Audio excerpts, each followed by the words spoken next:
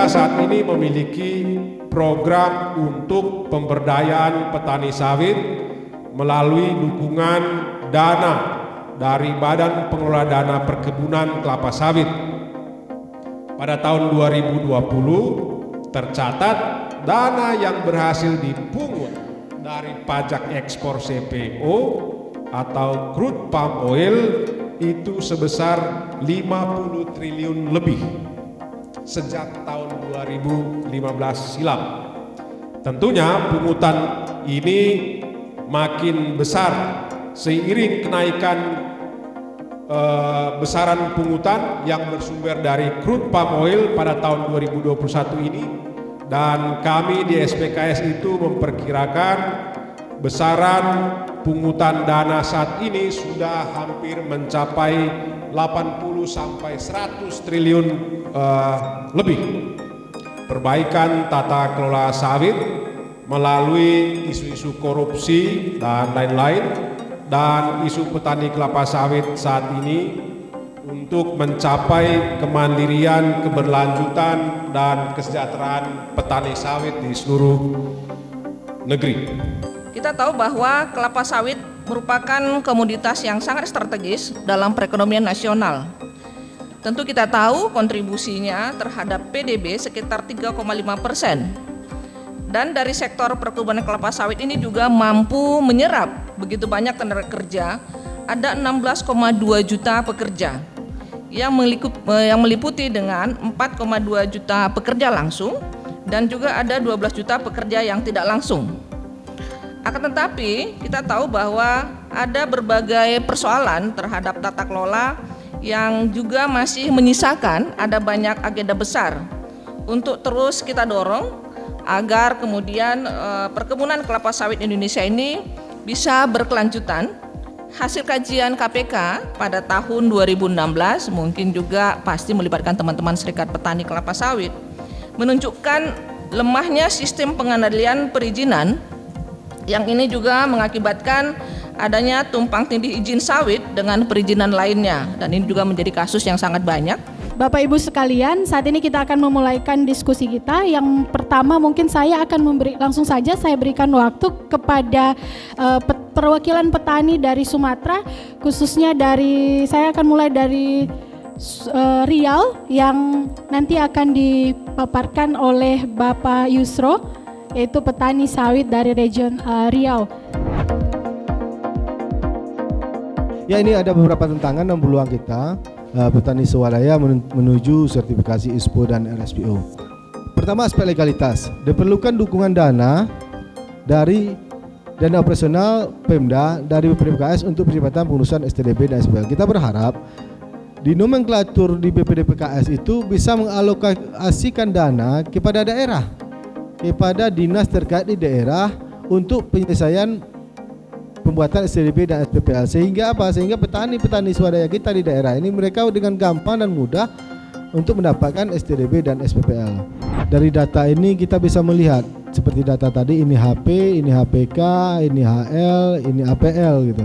Jadi kita telah melaksanakan beberapa studi kasus berdasarkan dengan legalitas lahannya. Jadi SKT itu ada 271, SKGR itu ada 111, surat jual beli itu ada, tanah adat, sertifikat baru 14. Lemah memang di petani itu, petani yang mempunyai sertifikat hak milik ini. Mengapa mereka sedikit mempunyai sertifikat hak milik? Karena memang biaya pengurusan SHM ini sangatlah mahal di daerah. Jadi kita berharap ke depannya lembaga-lembaga pemerintah atau non pemerintah seperti BPDPKS ini mampu turun langsung ke lapangan membantu para petani kita untuk menyelesaikan hal-hal legalitas tanah petani tersebut. Nah, terkait pendidikan ini sangat penting memang karena melihat dari pendidikan sekarang yang kita ketahui bahwa petani kelapa sawit kita itu sangat minim pengetahuan tentang budidaya kelapa sawit. Nah, ini kendala produktivitas yang kita lakukan di survei di Desa Ekite Toras itu. Yang paling tinggi itu harga TPS yang terlalu murah. Jauh memang dari daerah Riau ya, yang sudah mencapai 3.000, sampai saat ini di Labura itu Kemarin dari petani saya melakukan survei masih 2.660. Mungkin karena perbedaan antara agen dan tengkulak, karena mereka penjualannya kan ke agen, lebih banyak ke agen gitu. Terus tidak adanya pupuk pestisida di sana itu memang mahal ya, karena selama pandemi ini juga berpengaruh kepada petani-petani kita. Terus ada karena cuaca buruk juga. Selanjutnya tanah yang kurang baik juga mempengaruhi hasil produktivitas petani kita di Labura.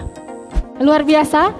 Kalau tadi dari Bapak Yusro kan kita yang paling dominan itu adalah keluhan tentang legalitas. Sama sepertinya dengan Ibu Yanti begitu, mengeluhkan juga legalitas ini pengurusannya mahal dan lain sebagainya terkait biaya. Tetapi kemudian ada permasalahan lain, yaitu di sisi penghidupan mereka begitu, yang mana tadi mulai dari kalau bicara mensejahterakan petani ini kan berarti salah satunya adalah meningkatkan pendapatan dari sektor sawit itu sendiri misalnya. Tetapi sayangnya mulai dari tata niaganya, mulai dari harga sawit dan lain sebagainya, ini terkait tata niaga ini masih tadi dikatakan masih sangat kecil ya harganya, begitu beda dengan yang ada di Riau.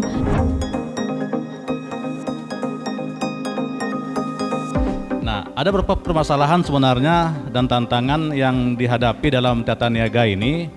Nah, seperti yang kita ketahui sebenarnya sudah ada regulasi yang mengatur tentang tata niaga ini dalam jual beli TBS. Misalnya Permentan nomor 1 tahun 2018, dan di Kalbar sendiri itu ada Pergub 63 tahun 2018, di mana di situ sudah jelas sebenarnya mengatur bahwa PKS kelapa sawit wajib membelikan TBS petani ini melalui kelembagaan petani. Nah, kelembagaan petani yang diakui ini kan mungkin koperasi, kelompok tani yang sudah berbadan hukum atau Gopotan.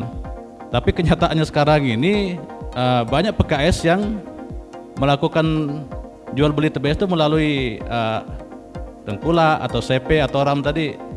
Nah, ini yang membuat pasar tata niaga ini yang tidak baik ini. Dengan PKS melakukan penjualan atau tata niaga yang tidak dipatuhi tadi, memang berdampak kepada petani ini.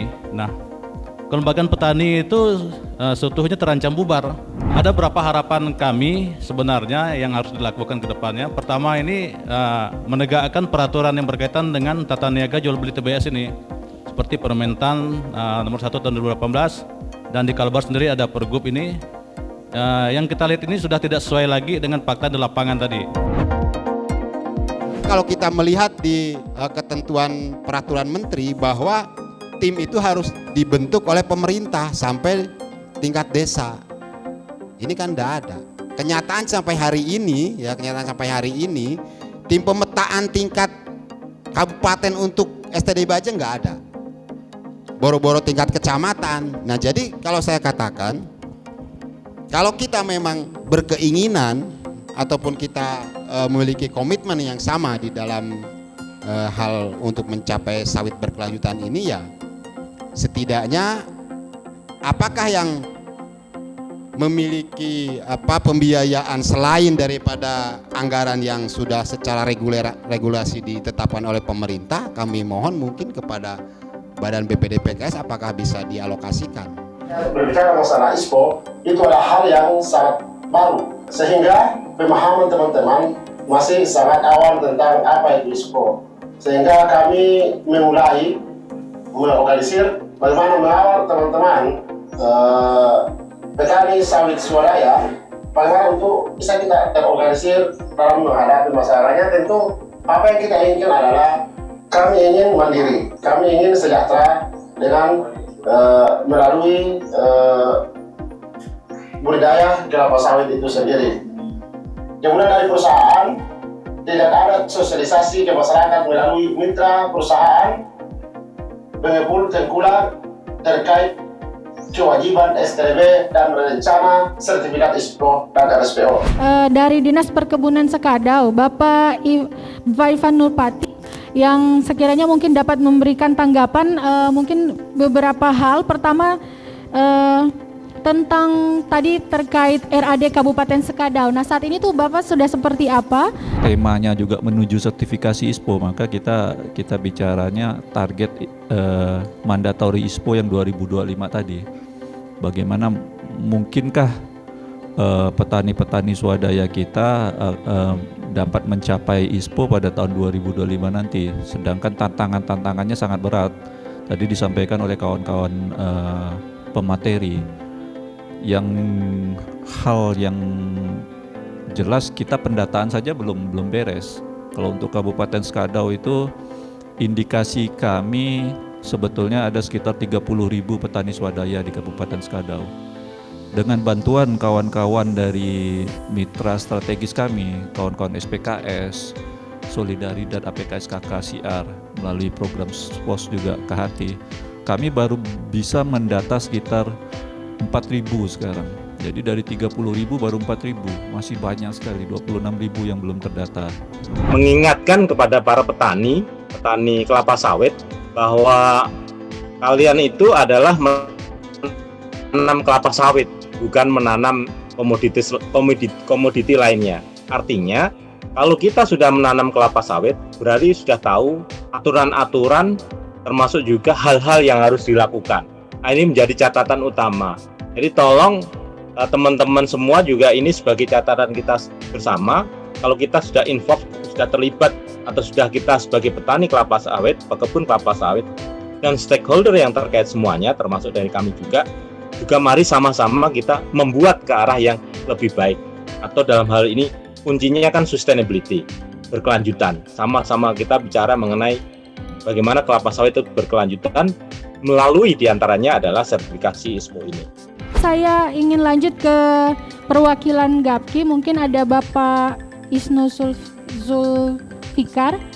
Kira-kira dari GAPKI sendiri terkait dengan tata niaga yang tadi sempat disampaikan, ini seperti apa Pak ke depannya Pak? Beberapa isu yang tadi disampaikan oleh narasumber, prinsipnya kami setuju, dan kami juga setuju dengan apa yang disampaikan oleh pemerintah, bahwa mari kita ikuti aturan yang sudah ada, dan tentunya kita perbaiki beberapa hal yang memang masih kurang ya.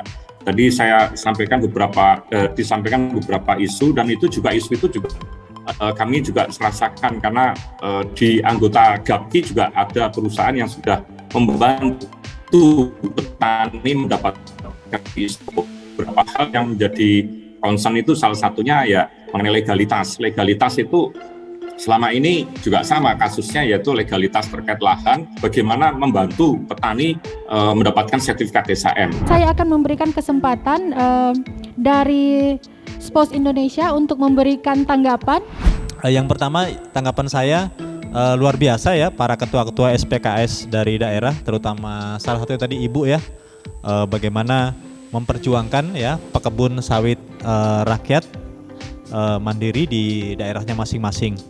Saya kira poin yang kedua tentang sawit rakyat dalam kawasan hutan yang disampaikan Pak Yusro, ini memang menjadi satu tantangan ya terberat, bukan hanya pekebun ya, tapi juga kalau kita lihat di faktanya juga adalah pelaku-pelaku usaha perkebunan yang perusahaan juga banyak juga ternyata teridentifikasi dalam sawit kawasan hutan. Nah, kalau poin yang SPOS sampaikan tentang sawit kawasan hutan ini yang didorong mestinya adalah bagaimana peran dari Kementerian Lingkungan Hidup ya untuk lebih proaktif ya, karena KLHK sudah mempunyai data ada 3,3 sawit dalam kawasan hutan. Nah, bagaimana 3,3 ini bisa lebih proaktif ya di tingkat UPT-UPT-nya KLHK di daerah ada. Terkait bagaimana praktek keberhasilan yang sudah dilakukan atau dicapai oleh petani lebih khusus menghadapi sertifikasi ISPO. Nah, apa rekomendasi yang kita dapatkan, yaitu pendapatan dan pemetaan lahan petani sawit perlu memang dilakukan untuk memperkuat basis data yang jelas. Jadi sebenarnya udah ada beberapa desa di Labura itu yang sudah kita lakukan pemetaan, pendampingan juga, tapi memang kita masih perlu lebih lanjut seperti itu. Terus memperkuat kapasitas petani dengan pendidikan dan pelatihan. Nah, ini memang sangat diperlukan sekali kepada petani-petani kita. Penyelesaian legalitas usaha dan tanah. Selanjutnya itu pemerintah perlu memastikan mekanisme pemberlakuan harga dan tata niaga sawit agar klaim kesejahteraan betul-betul dirasakan petani.